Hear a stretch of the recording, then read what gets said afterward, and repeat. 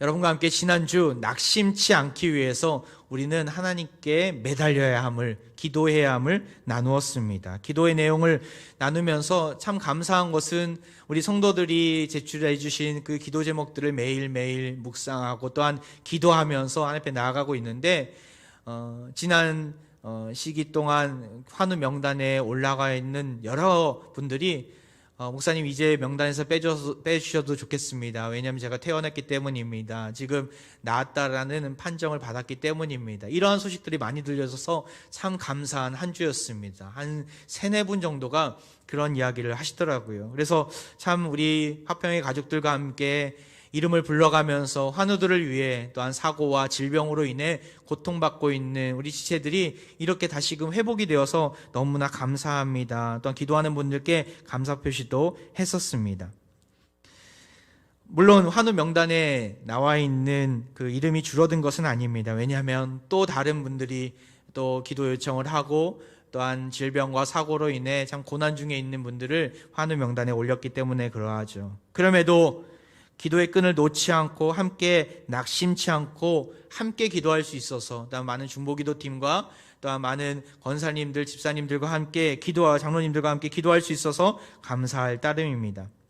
오늘 본문도 기도에 대한 내용이 담겨져 있는데요. 우리가 낙심치 않기 위해서 기도해야 하는데 이것은 알았는데 그렇다면 어떠한 모습을 가지고 하나님께 나아가야 하는가, 어떠한 모습을 가지고 하나님 앞에 기도해야 하는가를 오늘 본문은 우리에게 말씀해 주고 있습니다. 하나님 나라의 관점에 서서 오늘 본문을 나누고자 합니다. 예수님은 오늘도 비유를 들어 이렇게 설명하십니다. 9절 말씀이죠. 또 자기를 의롭다고 믿고 다른 사람을 멸시하는 자들에게 이 비유로 말씀하시되, 하나님 나라에 들어가지 못하는 자는 어떤 자들이에요? 자기를 의롭다고 믿고 다른 사람을 멸시하는 자들입니다. 하나님 나라에 들어가기에 합당치 못한 자들입니다. 이번 주 내내 언론에서 충격적인 소식을 많은 국민들에게 들려줬습니다. 언론에서 나왔죠. 바로 정인이 사건, 사망 사건이 그러합니다. 이번 주뿐만 아니라 지난 몇 주간 계속해서 이슈화됐던 내용입니다.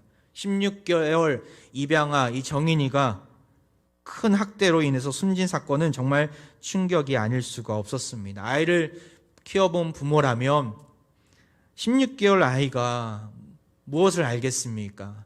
또한 무엇을 얼마나 말을 안 들어도 안 들었겠습니까? 아무것도 모르는 아이였겠죠. 그런데 또한 얼마나 귀여웠겠습니까? 그런데 그런 아이가 수없이 많은 학대를 당하고 마치 첫째 아이를 위한 장난감처럼 취급당했다라고 하니까 너무나 마음이 힘들더라고요.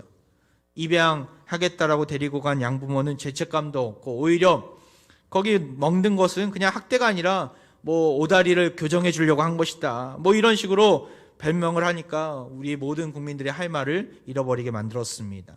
의사회에서는 그 정인이의 모습을 보면서 검토한 결과 이거는 그냥 단순히 어디 부딪혀서 생긴 타박상이 아니라 마치 죽어봐라 하고 칠 정도로 큰 물리력이 가해진 것으로 추정된다라고 그런 의견을 내놓았더라고요. 너무나 심각한 상황이었죠. 입양아라는 사실도 사실은 큰 아픔인데 슬픔인데 입양되어 간 집안에서 인간 이하 아니 동물처럼 학대받고 살았다는 것을 보면서 너무나 큰 아픔이었어요. 또한 그 부모가 기독교인이라는 소식을 듣고 너무나 큰 저에게는 충격이었습니다. 이러한 모습들, 우리 주위에서 심심치 않게 일어나는 모습들을 보면서 여러분은 무엇을 느끼십니까? 세상이 정말 악하구나. 나는 그렇지 않은데 혹시 이렇게 생각하고 계십니까? 오늘 본문에 나온 예수님이 이런 자들을 말씀하시죠. 자기를 의롭다고 믿고 다른 사람을 멸시하는 자들. 이런 악한 자들, 또한 이런 악한 모습들이 이 세상에서는 팽배하는 모습 아닙니까? 우리가 흔히 발견할 수 있는 모습 아닙니까? 심지어는 안타깝게도 우리 자신에게도 이런 모습이 있음을 고백하게 됩니다. 예수님은 이 비유를 통해서 우리에게 무엇을 말씀해 주고 계십니까? 스스로 돌이켜보라는 거예요. 나는 어떠한 자리에 서 있는가? 나는 기도하면서 어떠한 모습을 가지고 나아가고 있는가? 오늘 비유의 내용이 무엇입니까? 두 사람이 나옵니다. 10절이죠. 두 사람이 기도하러 성전에 올라가니 하나는 바리새인이요 하나는 세리라. 둘 다 성전, 예루살렘 성전에 올라갔습니다. 성전에 올라간다는 것은 위치적으로도 맞는 말입니다. 왜냐하면 예루살렘 성전은 모리아 산 꼭대기에 있었기 때문에 성전에 올라가는 길은 그 오르막길이었죠. 근데 단순히 위치적인 표현이기보다는 하나님이 계신 처소로 나아갔다라는 의미가 더 강합니다. 모두가 다 하나님을 만나고자 나아갔던 것이죠. 하지만 하나님을 만나고 또한 기도하러 나아갔던 그들의 모습은 판이하게 다름을 보게 됩니다. 그들의 목적이 달랐어요. 한 사람 그 바리새인의 목적은 어디에 있었습니까? 그는 율법으로 철두철미하게 무장되어 있던 지도자였어요. 시대 속에서 가장 존경받던 위치에 있던 자였어요. 그의 목적은 자신을 드러내는 데 있었던 것이죠. 하지만 다른 한 사람 세리는 그렇지 않았습니다. 세리가 누구입니까?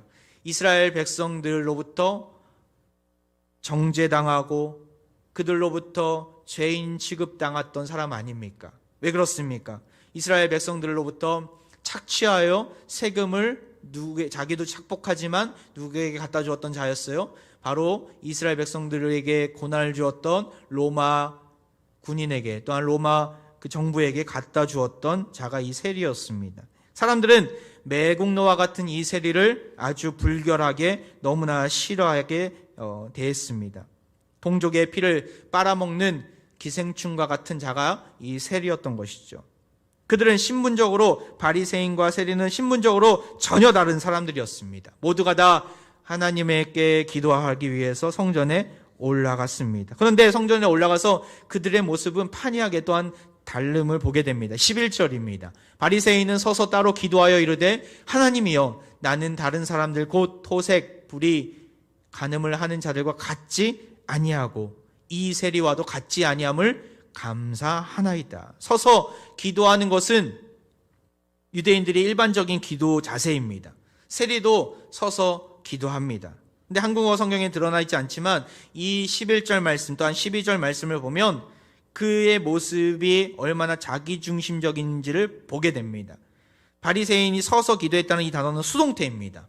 나중에 세리가 멀리 떨어져 서서 있다라는 표현은 능동태입니다. 무슨 말입니까? 수동태가 무슨 의미입니까? 바리새인은 스스로 자발적으로 선 게 아니라 다른 사람들에게 보이게 하기 위해서 섰다라는 거예요. 보이도록 하는 장소에 섰다라는 거예요. 자신을 드러내고자 사람들이 볼 수 있는 위치에 서 있는 거예요. 자신을 왜 드러내고자 했습니까? 바로 자기가 얼마나 자랑스러운 존재인지, 얼마나 뽐낼 만한 것들이 많은 존재인지 하나님께 거만하게 그는 나아갔던 것이죠. 또 그의 기도의 내용을 보면 얼마나 자기중심적인지를 보게 돼요. 11절과 12절을 보면 원어상에는 나와 있지 않지만 우리 한국어 성경에는 2번밖에 나와 있지 않아요. 바로 나는이라는 단어예요. 그런데 원어상에는 5번이나 나라는 단어가 드러나 있습니다. 나는 감사합니다. 나는 다른 사람들과 같지 않습니다. 나는 이 세리와도 같지 않습니다. 12절에 보면 나는 그러니까 일주일에 2번씩이나 금식합니다. 나는 11조를 드립니다. 당시 율법의 기준보다도 더 기준을 높게 잡아서 그것을 열심히 나는 지키고 있습니다라고 그는 고백하는 자였어요.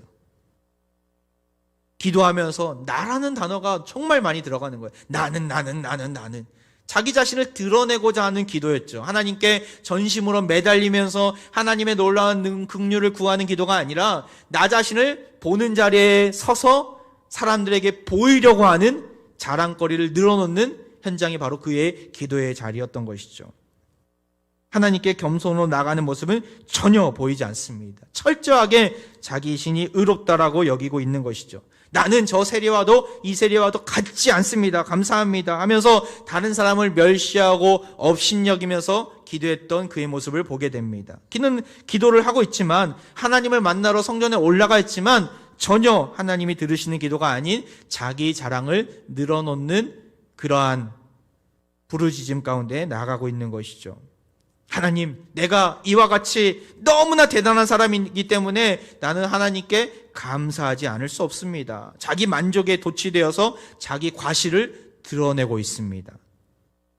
하나님께 영광과 감사를 드러내는 고백인지 아니면 자기 자랑인지 잘 모르는 가운데 있죠. 그의 말을 들어보면 자기 자랑에 가까운 것을 듣게 됩니다. 당시 바리새인들의 이러한 모습을 예수님은 꼬집으면서 얘기를 하시지만 실제로 대부분의 사람들은 이러한 모습 가운데 나아가게 됩니다. 이 세상에 많은 사람들이 그런 모습 가운데 있습니다.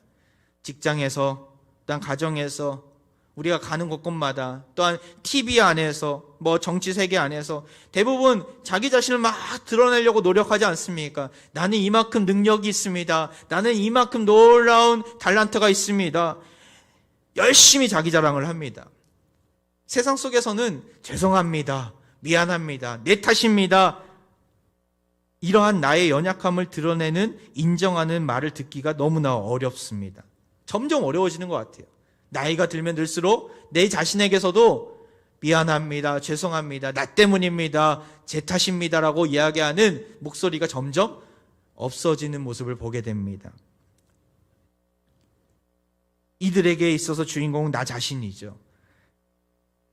나 자신이 가장 완벽하고 나 자신이 가장 우월하다고 생각하기 때문에 그러하죠. 하나님도 나를 위해서 존재하는 거야. 교회도 나를 위해서 존재하는 거야.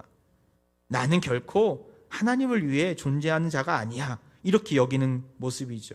신앙생활도 마찬가지예요. 나의 행복과 성공을 위해서 신앙을 갖는 것이지 하나님이 불러주셔서 무슨 내가 선택한 거지, 내가 취한 거지, 내가 믿음을 가진 거지 하나님이 무슨 은혜를 주셔. 이렇게 믿지 않는 자인 것이죠.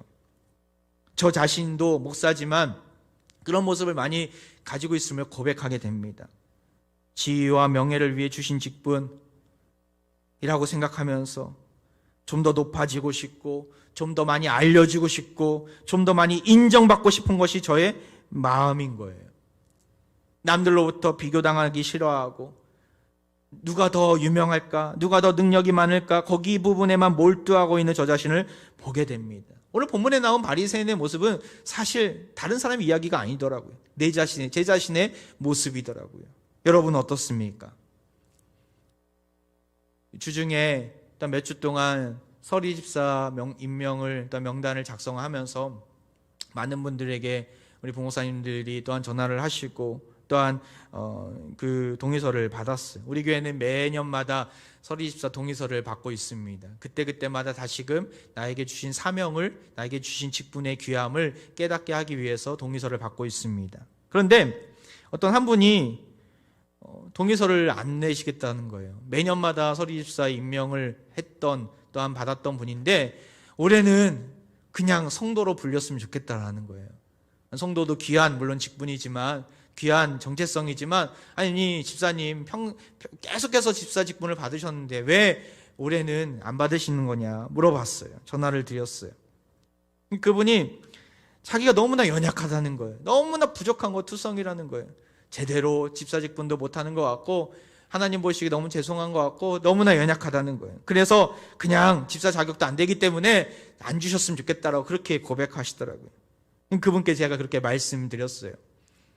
집사님이 부족하다고 느끼시는 것처럼 저도 담임 목사로서 너무나 부족함을 많이 느낍니다. 제가 자격이 있어서 이 자리에 있는 것이 아니라, 제가 자격이 돼서 하나님께서 이 자리를 앉히신 것이 아니라 하나님의 은혜로 있는 것입니다. 하나님의 은혜로 제가 이렇게 사역을 할 수 있는 것입니다. 우리는 자격이 있어서 직분을 얻는 것이 아닙니다. 그렇게 말씀드렸어요. 집사님이 한사코 거부를 하셨는데, 사양을 하셨는데, 직분은 우리 힘으로 감당하는 것이 아닙니다. 제가 말씀드리고 순종하셨으면 좋겠습니다 하고 이번에 임명을 했습니다. 여러분 그렇지 않습니까? 우리에게 주신 직분, 우리가 지금 취하고 있는, 누리는 것들 내가 자격이 있어서 얻은 것입니까? 내가 정말 우월한 모습이 있고 남들보다 뛰어난 모습이 있어서 그것을 취한 것입니까? 아니에요. 하나님의 은혜이지 않습니까? 우리 연약함에도 불구하고 하나님께서 때마다 능력을 주시고 또한 물질도 주시고 건강도 주시고 또한 그 일들을 할 수 있는 역량도 주셔서 우리가 이 자리에 있는 것이죠. 하나님께서 맡겨주셨기 때문에 오직 은혜로 우리가 이 자리에 서 있는 것이죠. 기도는 그 은혜를 경험하는 자리입니다. 내 자랑을 늘어놓는 시간들이 아니라 하나님께서 내가 이렇게 연약한 자임에도 불구하고 그런 은혜를 주셔서 감사합니다, 믿음으로 받아들이는, 고백하는 시간이 바로 기도의 시간이죠. 그런 의미 속에서 라인호드 리버라는 사람이 이런 고백을 했어요. 기도의 능력은 우리가 구하는 것의 빈약함에서가 아니라 하나님의 은혜의 풍성함에 따라 발견되어야 한다. 이게 무슨 말입니까? 기도의 능력은 우리가 구하는 것의 빈약함에서가 아니라 하나님의 은혜의 풍성함에 따라 발견되어야 한다. 바리새인은 자기 자랑을 늘어놓으면서 이야기하지만 사실 하나님 보시기엔 너무나 미약하고 빈약한 것들이에요. 진정한 기도는 죽었던 우리를, 가망이 없던 우리를 살리신 그 하나님의 은혜를 경험하는 시간이에요. 풍성한 하나님의 은혜를 만끽하는 시간이에요. 그러할 때 기도의 능력을 경험할 수 있다는 거예요. 바리새인과 반대되는 세리의 기도 속에서 그 은혜의 풍성함을 우리는 발견하게 됩니다. 어떻게 그는 기도하고 있습니까? 13절이죠. 세리는 멀리 서서 감히 눈을 들어 하늘을 쳐다보지 못하고 다만 가슴을 치며 이르되. 그는 어떤 모습으로 지금 기도하고 있습니까? 멀리 서 있어요. 사람들로부터 눈에 띄지 않으려고 멀리 서 있는 그의 모습을 보게 돼요. 로마 편에 서서 백성들에게 자신이 잘못한 자임을 그는 고백하고 있는 거예요. 성소와 모인 무리로부터 떨어져서, 멀리 떨어져서 자신이 하나님의 백성과 함께 제단의 앞에 설 자격이 없다라고 여기기 때문에 멀리 떨어져서 기도하고 있는 거예요. 그는 차마 하늘을 쳐다보지 못합니다. 당시 유대인들의 기도 방법은 하늘을 쳐다보는 거였어요. 나에게 얼굴을 비춰 주옵소서라고 고백하면서 하나님을 바라보는, 하늘을 쳐다보는 기도였어요. 그런데 그는 하늘을 쳐다보지 못합니다. 수치심 때문에 눈을 돌리지 못한 것이죠. 그리고 가슴을 칩니다. 당시 기도할 때 가슴을 치는 모습은 흔한 행동이 아니었어요. 절망이 몸짓이잖아요. 하나님을 만나면서 어떻게 절망하며 나갈 수 있습니까? 그런데 그는 하나님을 만나면서 너무나 자신이 부끄러운 거예요. 너무나 절망스러운 거예요. 그런 마음을 감출 수가 없었던 것이죠. 이러한 모습은 남을 의식하는 모습이 아니었어요. 남을 의식한다면 하늘을 바라보고 노래하면서 부르짖으면서 기도할 수 있어야 돼요. 그런데 그는 철저하게 하나님만을 의식하는 기도를 하고 있는 거예요. 하나님과 자신과의 단독자로서 만나는 그러한 자리를 삼고 있는 거예요. 바리새인의 기도는 25단어로 이루어져 있어요. 그게 고백하는 것은 여러 자기 자랑으로 꽉 차 있는 기도였죠. 그런데 이 세리의 기도는 불과 5단어밖에 없습니다. 하지만 그의 기도는 하나님 앞에 상달된 기도였죠. 어떤 기도였습니까? 13절 하반절에 이렇게 나오죠. 하나님이여 불쌍히 여기소서 나는 죄인이로소이다. 하나님이여 불쌍히 여기소서 나는 죄인으로소이다. 호테오스 일라스테티 모이토 하마르톨로. 지극히 단순하면서도 회개에 초점을 맞춘 이 기도는 하나님이 들으시는 기도였어요. 불쌍히 여기소서라는 말은 자비를 베풀어 달라고, 나의 죄를 사해 달라는 기도예요. 자기 자랑이 아닌 나는 별 수 없는 가망성이 전혀 없는 자입니다. 내가 죄인입니다. 저 사람이 말한 죄인이 나입니다. 나는 죄인 중에 최악의 죄인입니다. 그런 저에게 긍휼을 베풀어 주옵소서. 세리는 자신의 무가치함을 고백하고 있습니다. 나는 이미 죽은 자라고 지금 고백하고 있는 거예요. 하나님은 누구의 기도를 들으십니까? 그 바리새인의 기도입니까? 아니면 이 세리의 기도입니까? 세리의 기도를 들으시죠. 14절 말씀이에요. 내가 너희에게 이르노니 이에 저 바리새인이 아니고 이 사람, 이 세리가 의롭다 하심을 받고 그의 집으로 내려갔느니라. 하나님께서는 그 세리의 기도를 들으시고 그의 마음 가운데 평안함을 주시고 의롭다 하시는 놀라운 구원의 은혜를 베풀어 주셨다는, 의롭다 하신다는 것은 뭐냐면 하나님 나라에 들어갈 만한 의인으로 삼아 주셨다는 거예요. 하나님께서 그를 긍휼을 베풀어 주시고 용서해 주심으로 그를 은혜의 날개 아래 두셨다라는 거예요. 하나님의 자녀가 돼서 하나님의 나라에 들어갈 수 있는 놀라운 지혜와 축복을 주셨다라는 거예요. 바리새인도 성전에 올라갔고 이 세리도 성전에 올라갔던 자입니다. 하지만 진정 하나님 앞에 응답받고 내려온 자는 누구였습니까? 바로 이 세리였던 것이죠.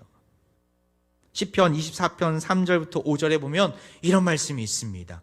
여호와의 산에 오를 자가 누구냐? 그의 거룩한 곳에 설 자가 누구인가? 4절, 곧 손이 깨끗하며 마음이 청결하며 뜻을 허탄한 데에 두지 아니하며 거짓 맹세하지 아니하는 자로다. 5절, 그는 여호와께 복을 받고 구원의 하나님께 의를 얻으리니.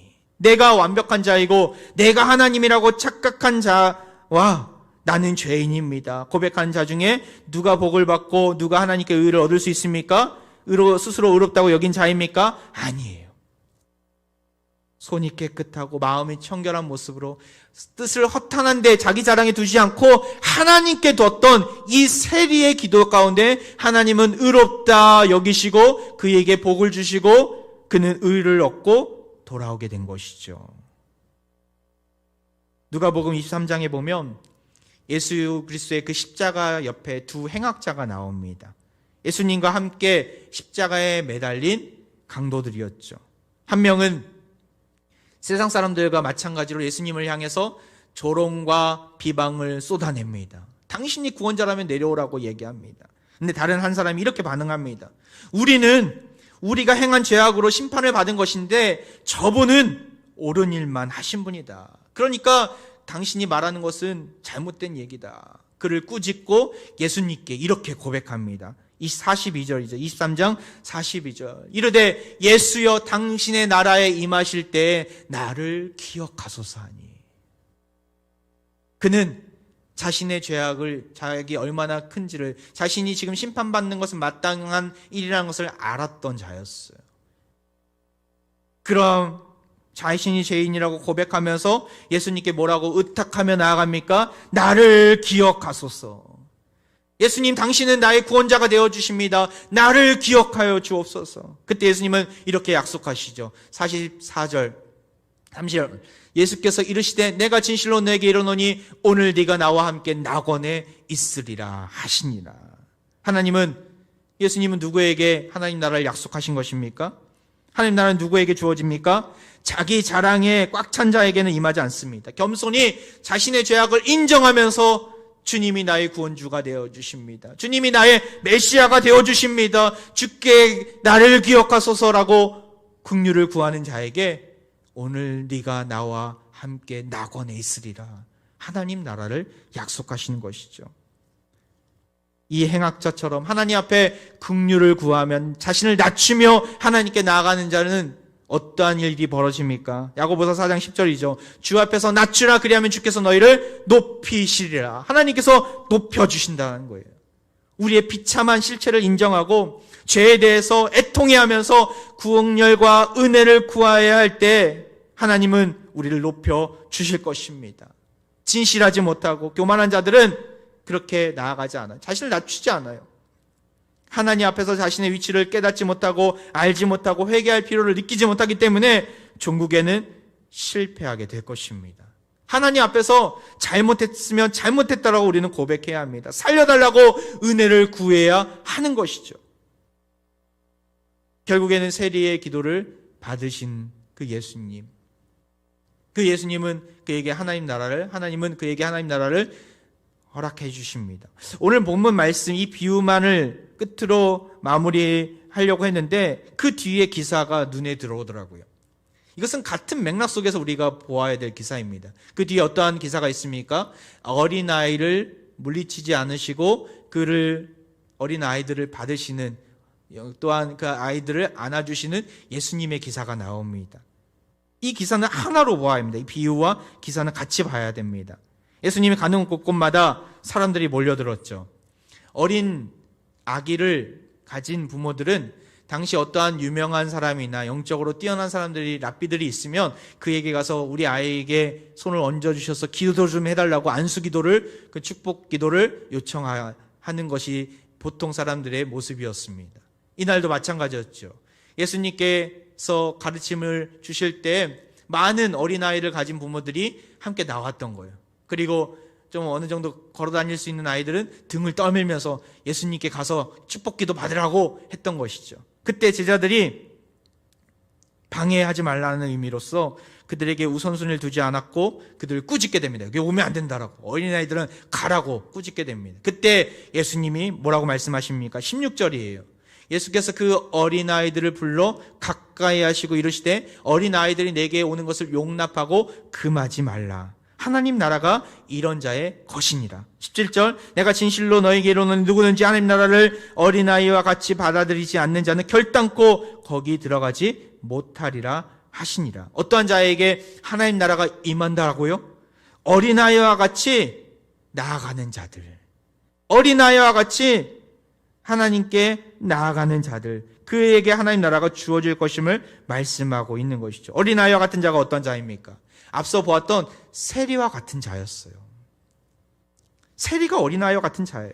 하나님 앞에서 꾸밈이 없는 거예요. 사람들이 뭐라고 하든 사람들을 의식하지 않고 전심으로 하나님께 매달렸던 자가 그 세리였고 어린아이와 같은 자라는 거예요. 그는 앞뒤 따지지 않지 않습니까? 눈치 보지 않아요. 어린아이들이 잘 보는 영화, 만화 영화 중에 보스 베이비라는 영화가 있어요. 만화 영화가 있어요. 몸은 애기인데 생각은 어른처럼 하는 거예요. 그런 아이가 있습니까? 어른 아기가 나 지금 배가 고픈데 보니까 엄마가 설거지를 하고 있어. 아, 엄마 방해하면 안 되겠다. 그래서 꾹 참고 있는 어린 아기가 있습니까? 어린 아기가 지금 기저귀를 빨리 갈아야 되는 상황인데 엄마가 보니까 빨래하고 있어요. 아, 내가 지금 똥기저귀가 있지만 엄마가 빨리 빨래를 끝내고 그때까지 꼭 참고 있다가 엄마한테 얘기해야지. 이런 아기가 있습니까? 만화 영화상의 보스 베이비는 그러하겠죠. 그런데 실제로는 그렇지 않습니다. 어린 아이들의 모습이 어떠합니까? 바로 어려운 일이 있을 때, 힘든 일이 있을 때, 배고플 때 아기들은 바로 울어버리는 것이죠. 본능적으로 엄마! 하고 소리치면서 울어버리는 것이죠. 응애하고 하면서 엄마를 찾는 것이죠. 엄마는 나의 어려움을 해결해 주실 유일한 분이야. 이런 마음으로 부르짖는 것이죠. 아기의 울음소리를 들은 엄마는 급히 달려옵니다. 그리고 만사제치고 아이 곁으로 가죠. 만약에 애가 우는데 엄마가 그냥 멍하니 하늘만 쳐다보고 있다면 그 문제 있는 거예요. 빨리 이거는 조치를 취해야 돼요. 99% 대부분의 엄마들은 바로 아기의 울음소리를 듣고 반응을 합니다. 아, 이 울음소리는 얘가 배고파서 웃는 거야. 얘의 울음소리는 지금 빨리 기저귀를 갈아달라는 울음소리야. 얘의 울음소리는 지금 빨리 놀아달라고, 장난감을 달라고 우는 울음소리야. 알아버린 것이죠. 그런 의미에서 하나님 앞에서 어린아이가 되어야 된다는 의미를 우리는 깨달을 수 있어야 합니다. 무슨 말입니까? 거짓 없이 우리의 연약함을 고백하면서 하나님밖에 없습니다. 나는 하나님께 의존하는 자입니다. 나를 살려주옵소서. 우리가 고백하면서 나아갈 때 하나님은 만사제치고 우리에게 달려오신다라는 거예요. 나는 죄인입니다. 하나님밖에 해결해 줄 분이 없습니다. 고백할 때 다가와 주셔서 우리의 마음을 어루만져 주시고 우리의 불안한 마음 가운데 담대함을 주십니다. 시편 131편 2절을 보세요. 이런 말씀이 있어요.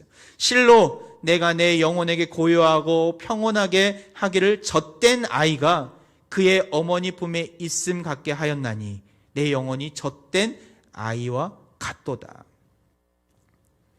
하나님께 담대히 어린아이와 같이 나아간 자를 하나님은 품어주시죠. 젖된 아이의 의미가 무엇입니까?